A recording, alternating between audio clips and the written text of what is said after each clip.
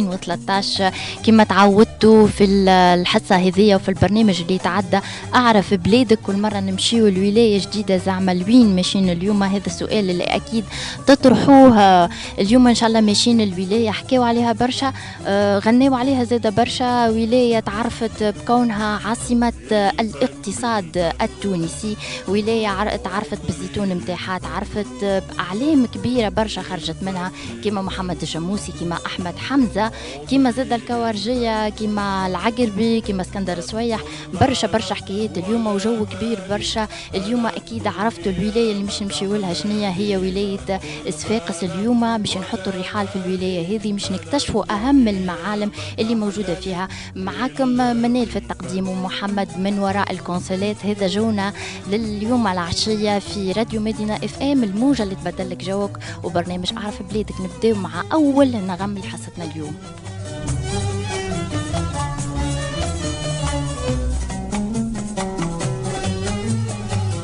غيري ماشي في طريقه يسير، غيري ماشي في طريقه يسير، سعي في بلوغ مقصوده. غيري ماشي في طريقه يسير، غيري ماشي في طريقه يسير، سعي في بلوغ مقصوده.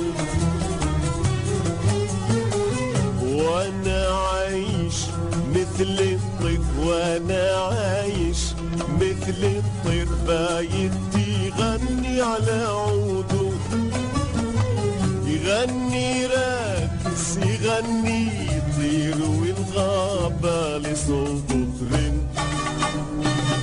الفن الفن عمري للفن، الفن الفن عمري للفن. ما تقول مالك ولا مالي، أنا الدنيا ما تحلالي. ما تقول مالك ولا مالي، أنا الدنيا ما تحلالي إلا بالفن.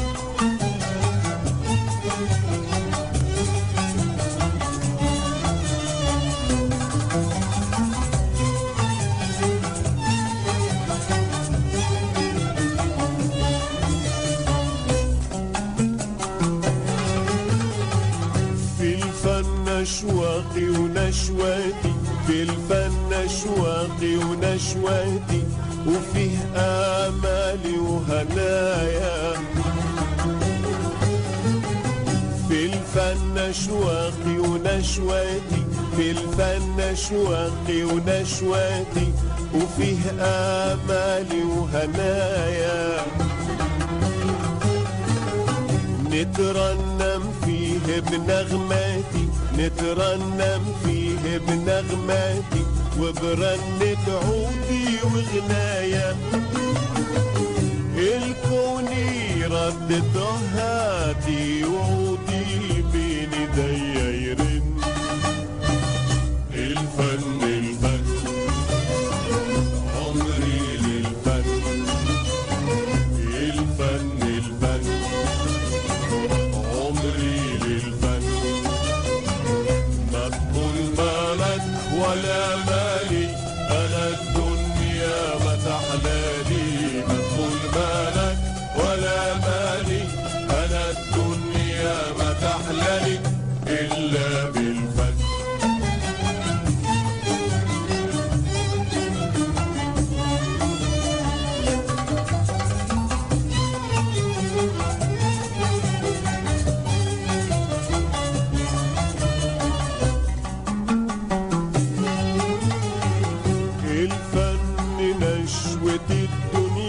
الفن نشوة الدنيا، وصداها الصافي الهادي.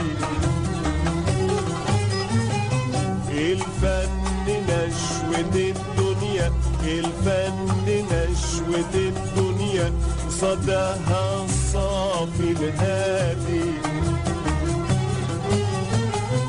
في كل همسة وغنية، في كل همسة وغنية، نسمع قلبي الكون ينادي. تحلى الدنيا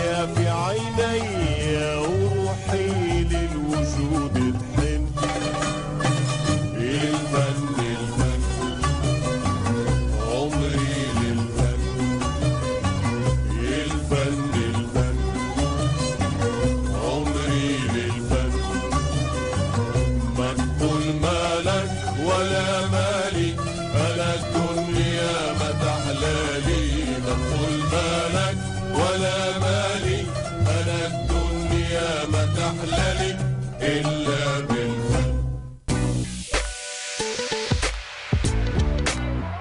مدينة اف ام، الموجة اللي تبدلك جوك.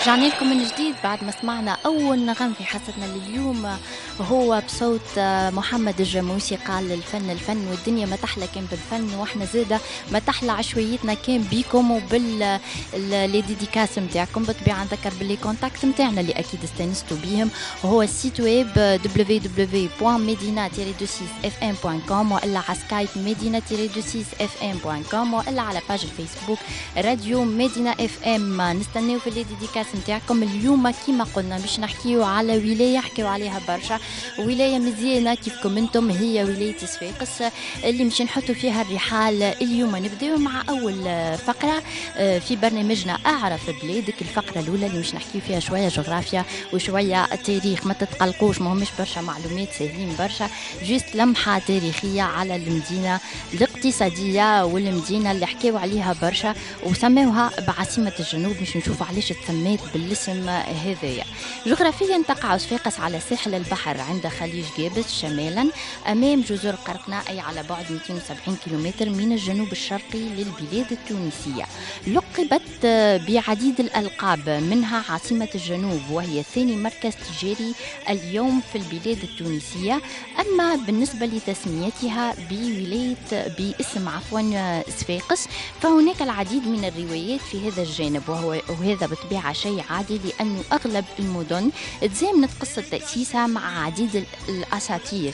فالمثال واضح في تأسيس قرطاج، خاصة عليسة وجلد الثور. تعرفوا اللي أي مدينة تتأسس ديما يكون فما الجانب الخرافي يسيطر في القصة، ولعل التاريخ يعيد نفسه. ما كان مع عليسة فقط، حتى في تأسيس مدينة صفاقس، حيث يروى أن صفاقس تأسست في العهد الأغلبي.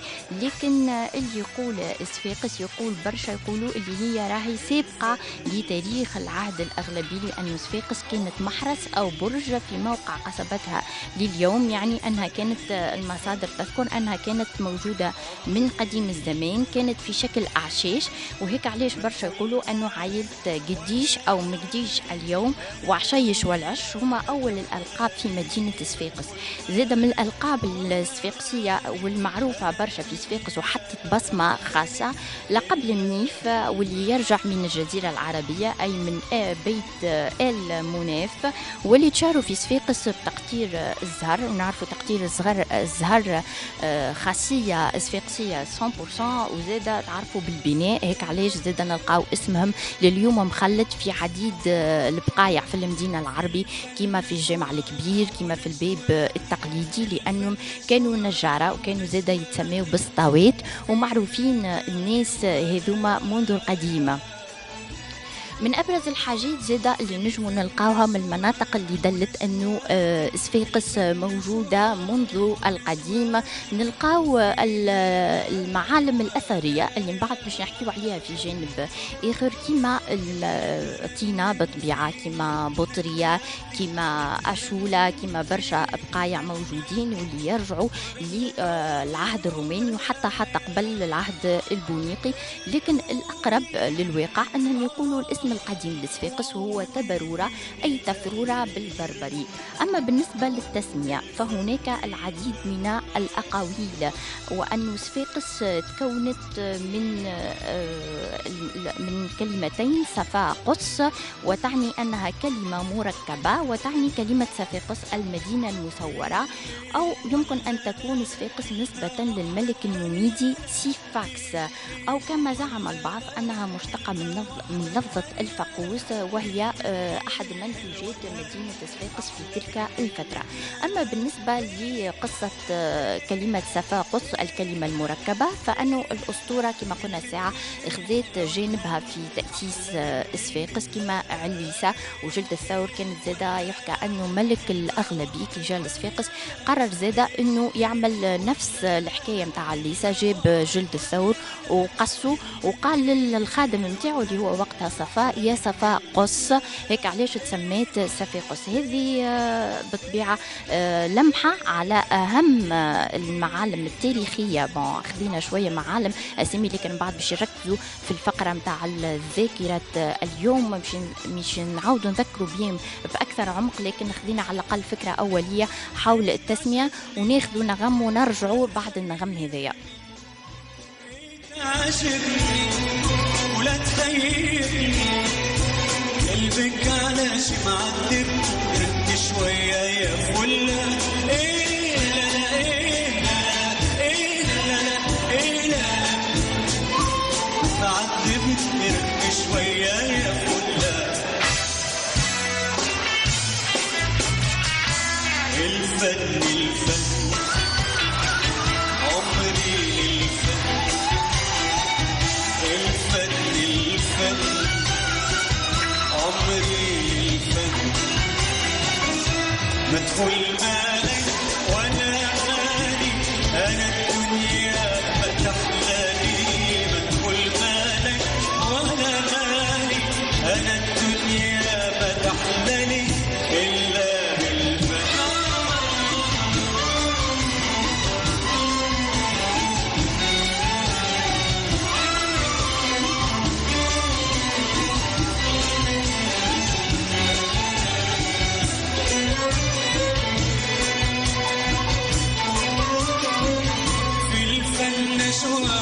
ونشواتي، في الفن شواق ونشواتي، وفيها مالي وهنايا.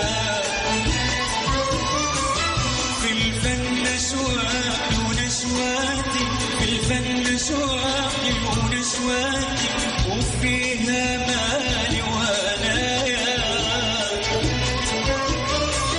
نترنم فيه نغماتي، نترنم فيه نغماتي، ورنة عودي وبنايا. الكوني ردت وعودي بيني داير.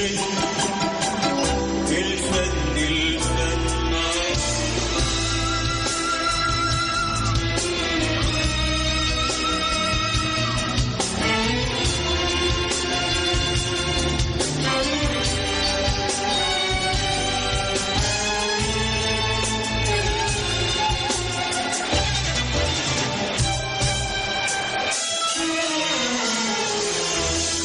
شوية يا غالي عليا، خلي شوية يا غالي عليا. غني لي الحال على عمره أوزان، غني لي الحال على عمره أوزان. ليلي يا ليل، ليلي يا عين،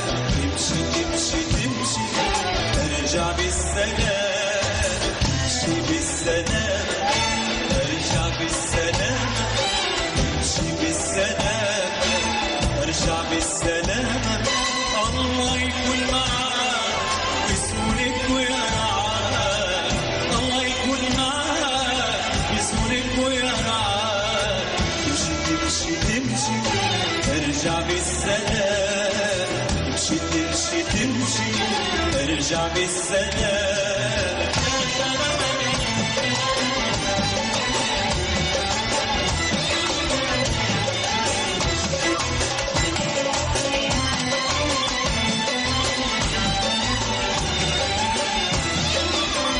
تمشي وتفارقني وتغيب الايام والبعد شوقني زين تبعت لي سلام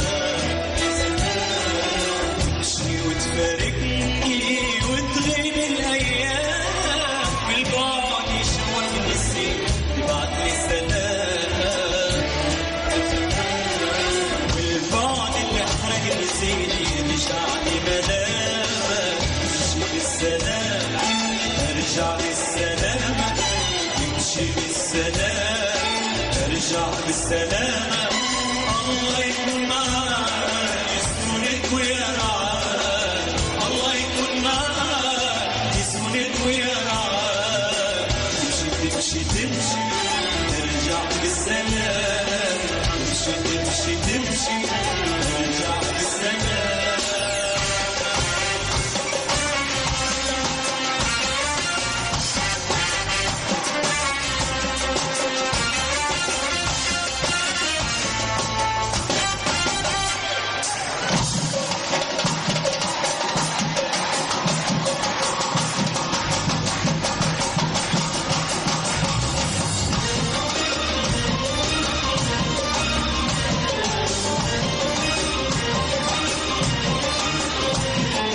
زيد شوية عينيا زيد شوية عينيا نارك وياك وجاي طول الصبرة طول القبر طول الصبرة وطول القبر طول الصبرة طول القمر طول القمر يطلع علي غني لك ونحكي لك نغني لك ونحكي لك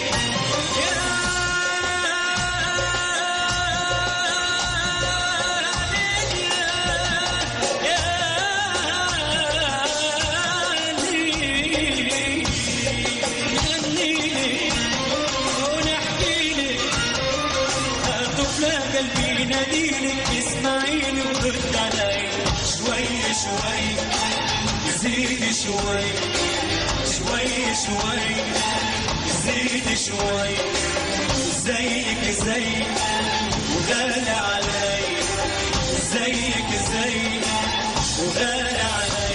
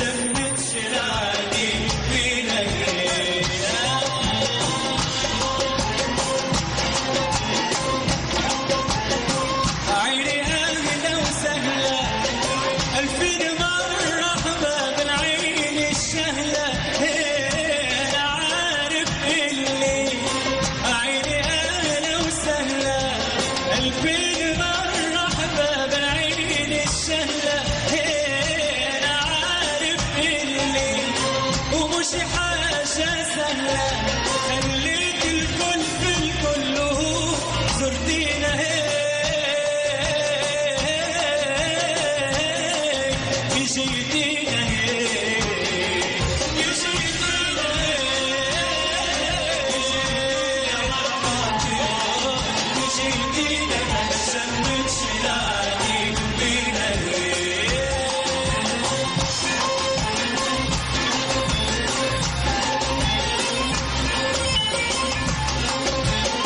وخليت ناس خليت الكل وشيت براسك انا حاضر باش خليت ناس خليت الكل وهو راسك انا حاضر باش روحي ناخذ باس في كل وقت يبقى النجاح دعوينا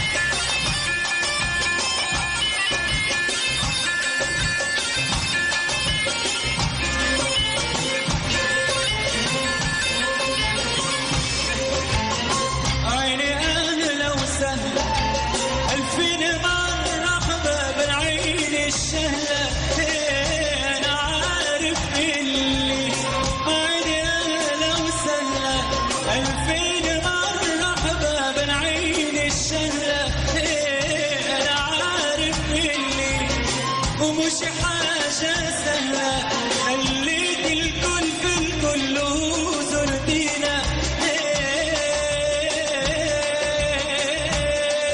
كي جيتينا كي جيتينا كي جيتينا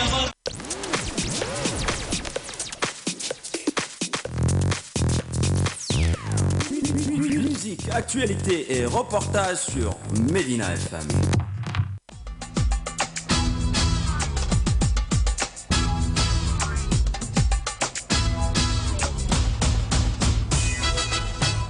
رجعنا لكم من جديد بعد كوكتيل محمد الجموسي اللي كان بصوت صابر رباعي أمير الأغنية التونسية. هذا جونا لليوم العشية حفالي 100%، ونحبكم انتم زادة حافلين معانا وعاملين جو. أكيد نستنى وما زلنا في الديديكاس متاعكم. نعاود نذكر باللي كونتاكت www.medina-26fm.com وإلا على سكايب medina-26fm.com وإلا على الفيسبوك تجمو تكونتاكتيونا على الباج متاعنا راديو مدينة FM. رجعنا لكم من جديد كما قلنا مش نحكيو على ولاية. المرة هذه اخترنا الولاية باش تكون صفاقس بعد ما اعطيناكم بسطة تاريخية على الولاية هذه. مش ننتقلوا الفقرة سامحوني فقرة أخرى اللي هي جزء من حكايتنا. مش نحكيو على وين تجمو تحوسوا تمشيو في صفاقس وقت اللي تجيو تزوروها. أنا ننصحكم تجيبوا معاكم قفة كبيرة برشا على خاطر صفاقس فيها برشا ما تقضيو. صفاقس تعرفوها تشارد بالحوت، تجمو دونك تزوروا سوق الحوت وتاخذوا تشريوا مرقة صفاقسية على وصولها بالطبيعة. والمرقة هذه اللي هي يمتاز بالجودة متاعه ويتصدر برشا حتى للخارج. الحوت هذايا كيما تجمو تاخذوا بيبسا زهر باهي. تو الزهر خاصة في العشوية قهوة عربي بالزهر، واليوم نهار بارد. انا هكاك نشاهيكم باش كل واحد تويك يعمل قهيوة تعملوا بها كيف وتكملوا تسمعوا بها البرنامج متاعنا على راديو مدينة FM، وتبقى الموجة اللي تبدل لك جوك في العشوية هذه. كما زادة تجمو تقتنيوا بعض المنتوجات من الصناعات التقليدية. تعرفوا عنا سوق الجبوز في صفاقس. هو السوق هذا قديم لكن للأسف تو مازالوا فما كان زوز حوانة تكهو، لكن يبقى من منتوجات الولاية هذه. شنو زاد تجمو تشوفوا بالطبيعة، تجمو تشوفوا تنتقلوا باش تقضيوا القضية هذه في المدينة العربية، تدخلوا للمدينة العتيقة تقضيوا قضيتكم هذم الكل. المدينة العتيقة اللي مش نعطيكم لمحة تاريخية عليها. المدينة هذه يرجع تأسيسها إلى الفترة الأغلبية بالتحديد إلى القرن التاسع ميلادي، والدليل على ذلك الهندسة المعمارية الإسلامية خاصة في الطرقات الضيقة والمتعامدة وفي الجامع اللي يكون في وسط المدينة. تعرفوا من خاصية المدينة الإسلامية أنه الجامع لازم يكون في وسط، يعني في قلب المدينة، والمساكن يكونوا والأسواق دايرين به، وهذا بالطبيعة نفس النموذج الموجود في مدينة صفاقس. الجامع الكبير اللي هو موجود في وسط المدينة يتسمى زاد بجامع الحفرة. علاش سميوه جامع الحفرة؟ على خاطره موجود في بقعة منخفض، يعني هيك علاش تسمى بالاسم هذايا. الجامع هذا شنو نجمو نحكيو عليه زاد؟ نجمو نحكيو اللي هو ينتمي للمدرسة القيروانية في تصنيف الجوامع في البلاد التونسية. علاش تصنف بالصنف هذايا؟ برشا يسألوا علاش الصنف هذا بالذات، على خاطر نقولوا اللي المأذنة خاصة نتاع جامع الكبير في صفاقس هي تتماثل مع المأذنة نتاع جامع عقبة ابن نافع. يعني عقبة ابن نافع تعرفوا الجامع هذا موجود في مدينة القيروان وهو أكبر الجوامع التونسية، هيك علاش فما تشابه كبير وقرروا أنه يصنفوه للمدرسة هذه. كما يتميز الجامع الكبير بصفاقس بجمالية خاصة يمكن استغلالها خاصة من خلال استنتاجها خاصة من خلال المأذنة متاعو اللي تعتبر من أجمل مآذن الجوامع الموجودة في البلاد متاعنا، والواجهة الشرقية خاصة منه تمتاز بتسلسل طريف للأقواس التي تعلوها الأبواب والنوافذ. كما يوجد بهذا الجامع 10 أبواب ويمتاز بنقوش رائعة. من خاصية زاد جميلة برشا في الجامع هذايا اللي هو تو أنا كي نحكي على الواجهة الشرقية برشا منكم يدخلوا البلاد العربي ويتسائلوا زعما الواجهة الشرقية وين هذه اللي احنا نحكيو عليها؟ نقولوا لهم اللي هي تو موجودة وين سوق الجمعة في صفاقس.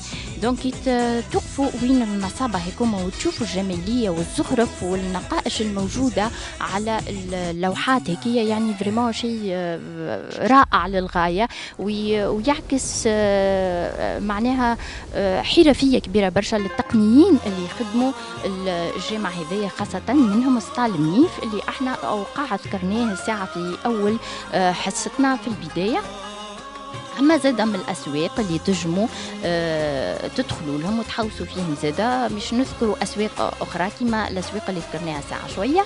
الأسواق هذه الخاصية متاعها اللي هي تربط بين زوز أبواب رئيسية في البلاد العربي. تعرفوا عنا مازالوا زوز أبواب أصليين كما تبنات المدينة العربي في العهد التاسع ميلادي. إيش معناها؟ يعني مازالوا محافظين على الطابع الأصلي متاعهم اللي هما الباب بوشويشة اللي معروف في سوق بوشويشة اللي هو معروف بالفوق سقيفة وين موجودة سقيفة عفوا وفوق برج اللي هو تو سوق الخضرة اليوم في صفاقس، وبحذاه جامع بوشويشة. هيك هو الباب الأصلي متاع المدينة من الجهة الشمالية. أما من الجهة الجنوبية اللي كانت تحل على البحر في البداية قبل ما يتردم بالطبيعة تويكا ولات ساحة باب الديوان، هو باب الديوان. ما هو الباب تعرفوا في باب الديوان فما فتحات بريسك 4 فتحات، يعني ما هو الباب الأصلي منهم. نقول لكم الباب اللي يبحث عن الباب الأصلي في المدينة العربي متاعنا نقولوا اللي هو باب الصناعات التقليدية. تسمى باب الصناعات التقليدية على خاطر كي تدخل منه تلقى روحك قدام دكاكن ومغازات اللي يبيعوا الصناعات التقليدية. الباب هذا يتسمى بالديوان لأنه في الفترة الحفصية هو الإدارة الجمركية، هيك علاش تسمى باب الديوان. هذوما زوز البيبان الأصليين، وبقية الأبواب معناها كل فترة يتزاد باب. تعرفوا التغييرات متاع المدينة ومتطلبات المدينة العتيقة كما قبل، يعني كانوا يمشيوا كان حاشيكم على الدواب، تو بعديك مع الاستعمار دخلت شوية العربات، دونك لازمهم يعملوا توسيع للمدينة وعدد السكان تكاثر.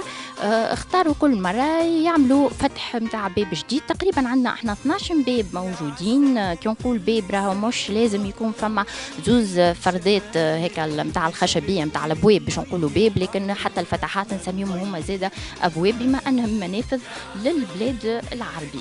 وين تجمو زاد تزوروا في الأسواق أكبر سوق عندنا في صفاقس هو سوق ربع أو سوق الهدادرة.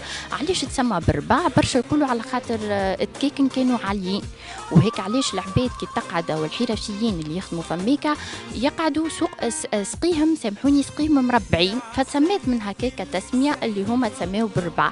وزاد يقولوا تسمى سوق ربع على خاطر مقسوم على 4.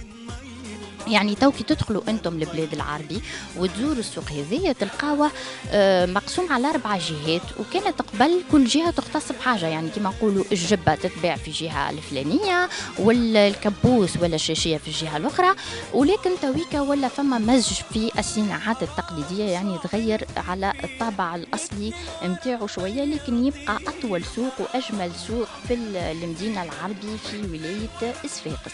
كما تجمعوا تاخذوا فكره على المنازل الصفاقسيه. المنازل هذه اللي عندها خاصيه كبيره برشا، وخاصيه تخليها يعني من المنازل المزيانه حتى على الجمهوريه التونسيه، يعني تمتاز بخاصيه حلوه برشا وتعكس حضاره البحر الابيض المتوسط القديم، وعندها تراث بصمه من التراث الشرقي اللي تمتاز به الغرف هذه كسائر بطبيعه سامحوني المنازل هذه كسائر المنازل الموجوده في البلاد التونسيه، كون فيها الغرف متاعها تحل على سقيفه وتحل على المجنبه، فيها زاد السرير العربي وفيها التثليثه هي البيت اللي تكون يقعدوا فيها الضيفان، تكون عندها رونق خاص ويكون عندها جماليه في الزخرف متاعها. زاده تجموا تاخذوا فكره على الطابع المعماري اكثر وقت اللي تزوروا متحف العادات والتقاليد اللي هو متحف دار الجلولي، دار القايد الجلولي اللي هي من اجمل المنازل الموجوده في بلاد العربي. اش نجموا زاده نحكيو؟ نجموا تزوروا زاده خارج المدينه، تجموا تزوروا الابراج اللي تعرفوا صفاقسي كان عنده 2 منازل، دار الصيف ودار اللي يسميها هو دار الغابة اللي هو البرج، ودار الشتاء وين يكون موجود في البلاد العربي. الابراج زاد عندها خاصية مزيانة برشا. أقدم برج يعود للقرن 17 هو برج القانوني. نبقاو تو معنا غم ونرجعوا لكم نكملوا الحكاية متاعنا اليوم على ولاية صفاقس. اللي عشفاك ما يهمك يا حياتي، أنا أحسابك حياتي، يا حياتي ما يهمك دخل وقلبك اللي بيفهم عقلاتي، انت دمي وفرحي وهمي وانت الروح الجواتي، يا حياتي يا حياتي ما يهمك يا حياتي، أنا أحسابك حياتي، ما يهمك دخل وقلبك يلي بيفهم عقلاتي، انت دمي وفرحي وهمي وانت الروح الجواتي. يا حرام شو عملت فينا مثل الورق طيرتينا،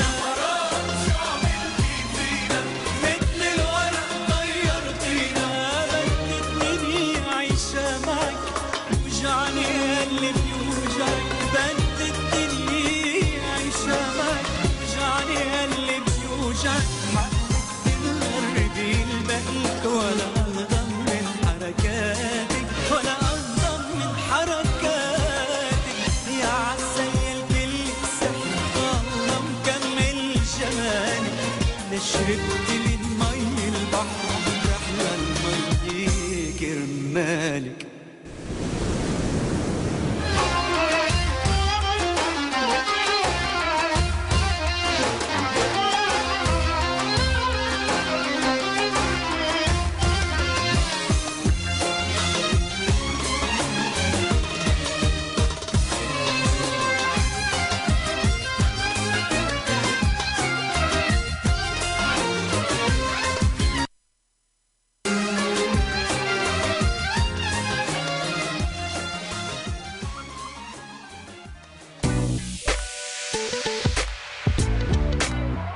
مدينة اف ام، الموجة اللي تبدلك جوك.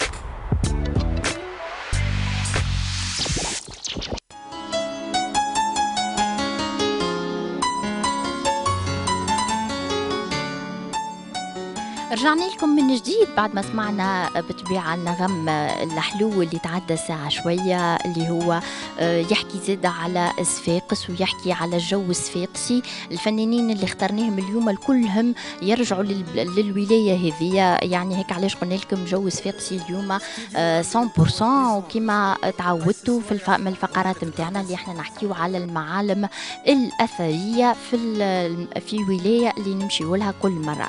المعالم الأثرية مش نبدأ بالمتاحف اللي هما 3 متاحف، زوز منهم موجودين في البلاد العربي وواحد موجود خارج أسوار المدينة العتيقة. الساعة كي حكينا على المدينة العتيقة فما حاجة نسيناها ما حكيناش عليها، نعاود نرجع لها تو، نفتح قوسين باش نرجع لها، اللي هو سور المدينة العربي. السور هذايا تبنى مع المدينة العربي يعني في الفترة الأغلبية، وطول متاعه 2 كيلومتر. والحاجة الميزة اللي خليته من أجمل أسوار في المغرب العربي إنه مازال مستدير، يعني كامل العناصر متاعه كاملة ومستدير، يعني يحيط بالمدينة كما هو بجوانبه الكل. والفضل هذا يرجع للصفاقسية، لأنه تعرفوا في فترة الحروب خاصة في الفترة الاستعمارية كانوا أجدادنا هو يتيح في الصباح وهم يعاودوا يبنيوها في الليل، يعني الفضل يرجع لنا باش خلونا حاجة جميلة كيما السور هذايا اللي ولا عنده تصنيف معناها حتى في من أجمل أسوار المغرب العربي. بالنسبة للمتاحف تجموا تطلعوا على متحف العمارة التقليدية في باب القصبة اللي هو متحف القصبة اليوم، اللي تجموا تاخذوا عليه فكرة على بناء السور، على مواد البناء، على القصبة كيفاش كانت في حد ذاتها كانوا يقعدوا فيها المرابطين. تاخذوا فكرة على الجامع الموجود في القصبة اللي هو الجامع القديم وتهدم بعض الآثار متاعه، وتجموا من خلال المتحف هذايا كي تطلعوا للبرج من فوق الابراج متاعه تشوفوا صفاقس من فوق، يعني في بانوراميك في مزيانة برشا بالحق في المتحف هذايا. كما تجموا تشوفوا متحف العادات والتقاليد اللي يحب ياخذ فكرة على التطيب الصفاقسي وعلى تقطير الزهر وياخذ فكرة على العملة وياخذ برشا حاجات على العادات والتقاليد في صفاقس. مع اللي كان يزور بالطبيعة دار جلولي متحف العادات والتقاليد. أما بالنسبة للآثار المتحف هذايا موجود في قصر البلدية. قصر البلدية موجود في باب حر، تجموا تدخلوا غاديكا وتشوفوا المتحف هذايا اللي هو المتحف الأثري بصفاقس، اللي تجموا تاخذوا فكرة غاديكا على العملة، تاخذوا فكرة على الآثار الرومانية خاصة الآثار المتعلقة بموقع الأثري بتينا. بالنسبة للمعالم الأخرين الأثرية اللي تجموا تمشيوا لهم اللي هم مفتوحين للعموم كما متحف الأثري الموقع الأثري بتينا. الموقع الأثري في بتينا هذايا مازال في مخلفات بالطبيعة بقايا الحضارة الرومانية. كما تجموا تزوروا حصن يونغا، اليونغا هذه موجودة بعد المحرس. تجموا تزوروا أشولة وإلا بطرية موجودة في منطقة جبليانة.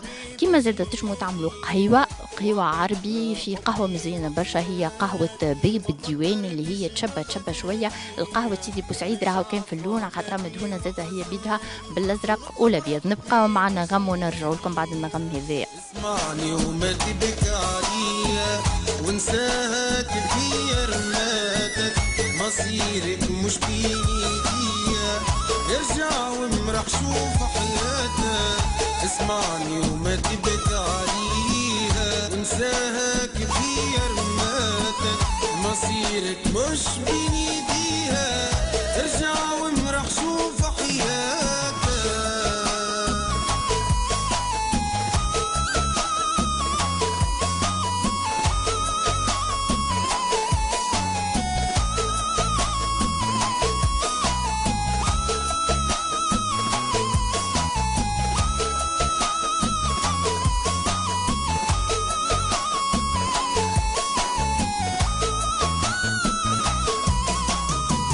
وربيتها من هي صغيرة، سميتها عشقي ومحوني، خليتها عنا سميرة، دارت عملت فيها توني.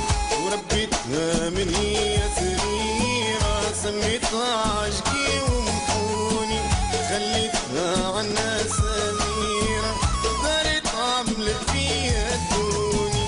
انسى وما تسألش عليا، من عطف حنانك يسير معد ما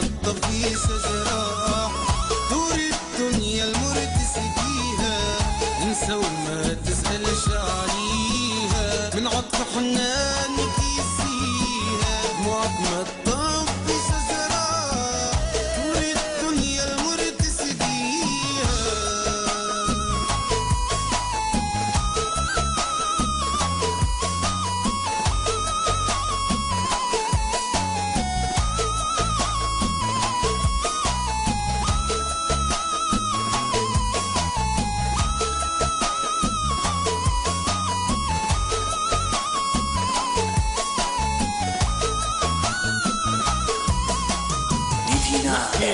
يا ناس اليوم دموع اللي جابت الغناية عشر ما تعيشش محروم دربانك هدية وصايا. نحكي لكم يا ناس اليوم دموع اللي جابت الغناية عشان ما تعيشش محروم دربالك هدية وصايا. نحكي لكم يا ناس اليوم دموع اللي جابت الغناية عشر ما تعيشش محروم دربانك هدية وصايا. نحكي لكم يا ناس اليوم دموع اللي جابت الغناية عشر ما تعيشش محروم دربانك هدية وصايا.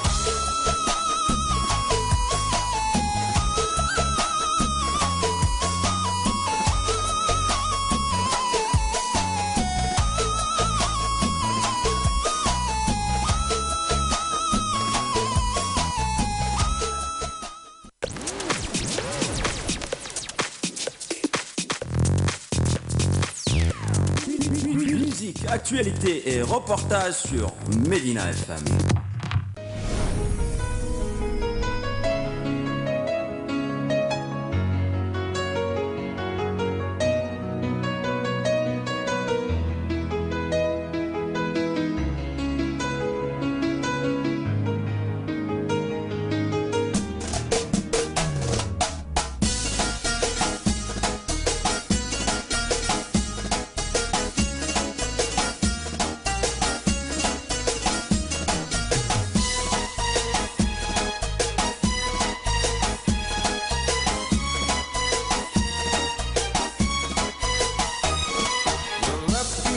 رجعت عشقت البايع وتليعتي نصحتك وما سمعت رميت كلامي ما تبعتي كرحلتي ما ودعتي وحتى صوتك ما سمعتي كيف ما نسيتي نسوقي ياللي ركبتي راسك كيف هجرتي وبعتي ناسك قصرتي في لباسك بالله قولي وين احساسك وحرتك دلت حواسك ياللي الدمعة تملي كاسك تبعتي ومغروب شرفتي وتوجعت عشقت البايع وتليعتي نصحتك وما سمعت رميت كلامي ما تبعتي رحلتي ما ودعتي حتى صوتك ما سمعتي كيف ما نسيت نسوقي.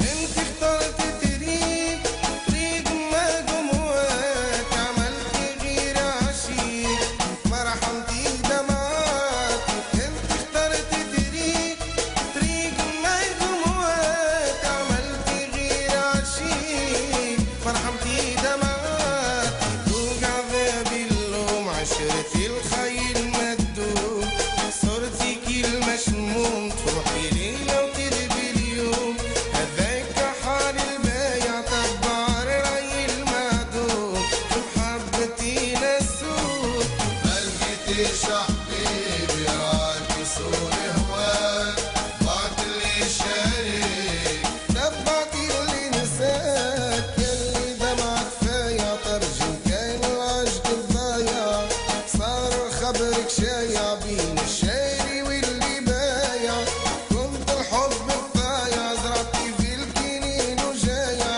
عاملتيني كعدو شرفتي وتوجعت عشقت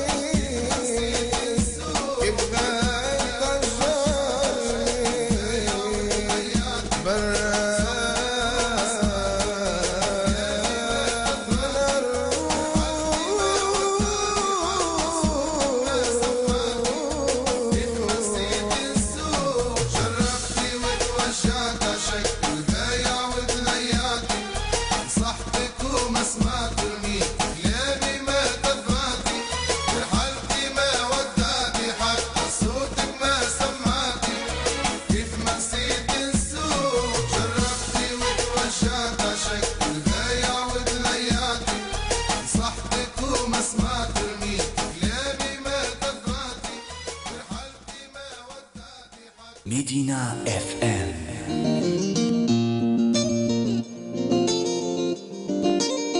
على مدينة اف ام. على مدينة اف ام. على مدينة اف ام. مدينة اف ام، الموجة اللي تبدلك جوك.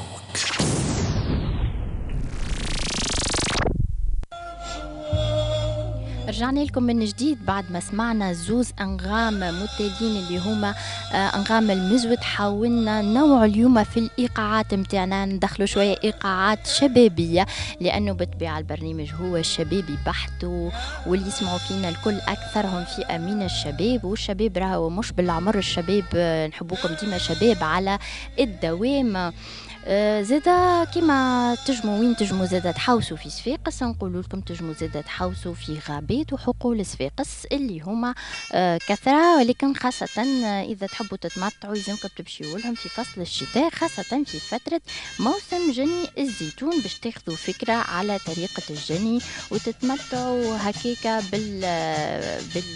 بالزيتون أكثر، وتتعرفوا على خصائص زيت الزيتون. السنة تعرفوا كان فما ماراثون الزيتين أول مرة في صفاقس، الماراثون اللي احتضنته منطقة منزل شاكر، احتضنته منطقة بشكة بالتحديد، اللي هو وين موجود دار الهنا. دار الهنا هذه كان بورقيبة يجيها يستجم فيها، بالنسبة له هو بقعة يمكن تكون تريح هكا البال ويشوف فيها الخضار، يشوف فيها الزيتون، وبقعة بالحق مزيانة برشا. كما زادة تجموا تتعرفوا على جزيرة جزر، هي مجموعة من الجزر الكنيس.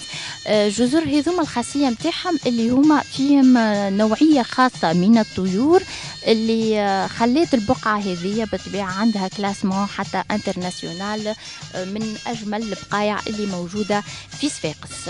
نجمو زادة نحكيو في صفاقس على العادات والتقاليد اللي هي زادة برشا في الولاية هذه. اخترنا لكم احنا بعض العادات اللي هي تكون مختلفة نوعا ما على الولايات الأخرين، كما نحاسة في الولادة. تعرفوا يعملوا النحاسة وهي عبارة على مشروب يكون من مخروج الفول والخروب وبرشا حاجات يعطيوه للنفس بعد الولادة.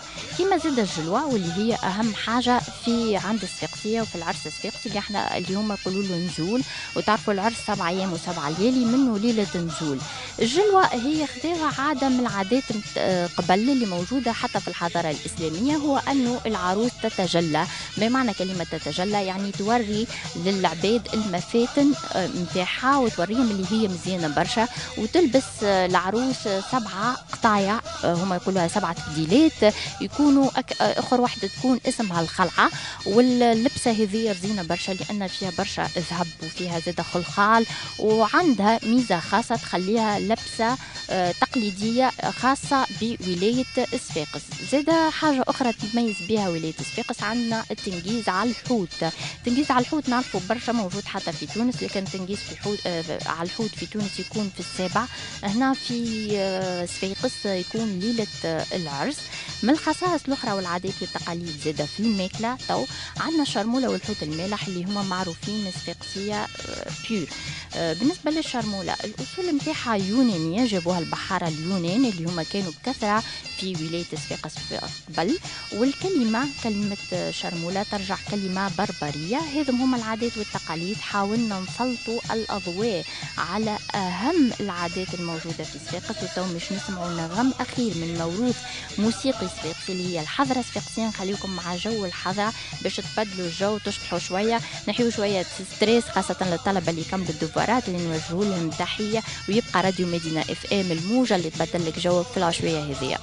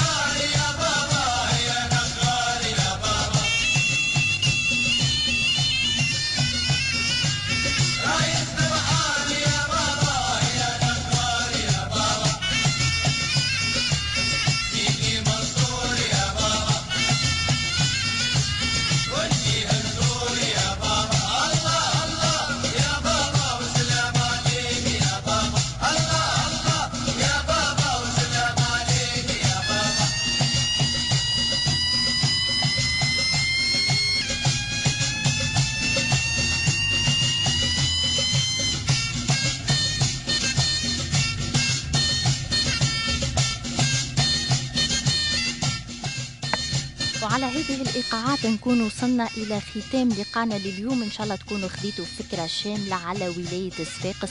نلتقى وإن شاء الله الجمعة الجاية مع ولاية أخرى. دمتم أوفياء لهذه المحطة وإلى اللقاء.